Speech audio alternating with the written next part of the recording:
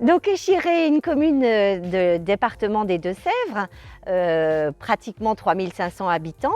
Une commune qui appartient à la communauté d'agglomération du Niortais, à une dizaine donc de kilomètres de Niort. L'attrait de cette commune par rapport à l'inclusion numérique, c'est un fort tissu associatif et la chance d'avoir la présence d'une maison France Service située à la Poste, d'une des 10 médiathèques de la communauté d'agglomération du Niortais et d'un tiers-lieu qu'on appelle la conciergerie.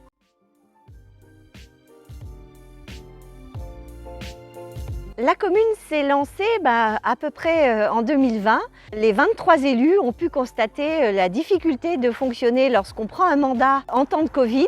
Donc se sont eux-mêmes heurtés à la fracture numérique. Donc on a tous décidé, et on était vraiment ensemble, de se lancer dans cette démarche. Et on a saisi tout de suite l'opportunité du plan de relance en se lançant sur le recrutement d'un conseiller numérique.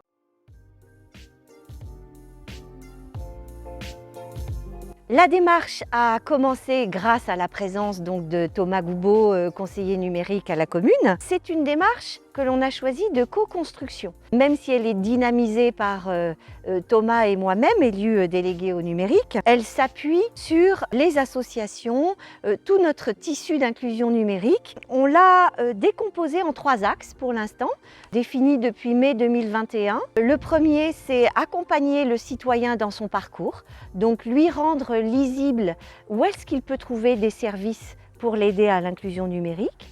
Le deuxième, c'est le numérique en tant que lien social.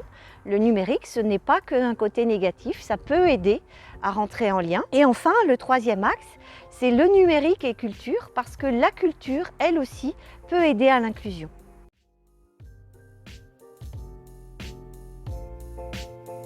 Ça a été de construire, je dirais, 2 grands événements. On va retenir ces 2-là. Le premier, c'est le Numérique Tour, donc qui a été fédéré par la société La Maïf, mais autour duquel on a réussi à rassembler beaucoup d'acteurs de notre territoire, donc qui ont dépassé même la commune d'Échiré, puisqu'on a associé des communes, on travaille souvent avec des communes du nord du territoire, et même au-delà, donc par des Fab Labs, des startups, plein d'acteurs qui avaient envie de montrer le sens pour eux de l'inclusion numérique. Le deuxième événement que l'on a organisé, qui est très récent, la semaine dernière, c'était à l'occasion du Cyber Cleanup Day. Nous nous sommes rassemblés dans le tiers-lieu, toujours pareil, associations, élus, conseillers numériques, pour aider les citoyens à faire leur ménage du printemps.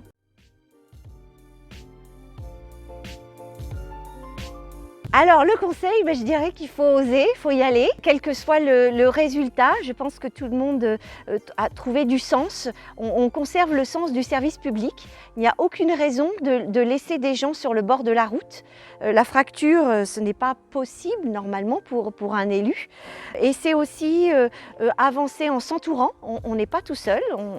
Reconnaître et connaître et aller à la rencontre des acteurs du territoire qui vont déjà dans ce sens-là et en toute humilité parce qu'on essaye tous de faire le mieux possible.